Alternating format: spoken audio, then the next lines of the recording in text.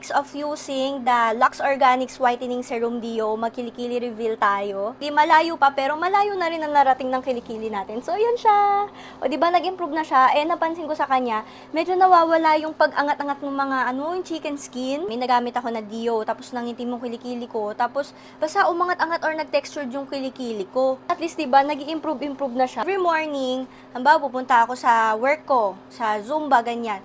Kapag nagpapawis ako, ito talaga yung nilalagay ko kasi ayoko naman na amoy pawis ako, ganyan. At saka, di ba sobrang init na ngayon, so madalas magpawis yung kilikili natin. So natin kilikili natin ay fresh pa din. Kahit gusto ko yung kulay nito, ito pa rin yung pinaka-favorite ko sa kanilang dalawa. Pares naman sila nakaka-prevent ng odor sa kilikili. And also pares silang lightweight and non-sticky. So, nasa sa inyo na rin yung preference nyo kung ano yung magiging hiyang sa inyo. Pink is more on the brightening. And this one naman is more on tightens and it firms your underarms. Kahit anong piliin nyo dito, since it's Lux Organics, it's affordable. Pero kung gusto nyo nito, alam nyo na, susugod na kayo sa pinakamalapit na Watson's branches. Available din naman siya sa lahat ng mga online selling platforms.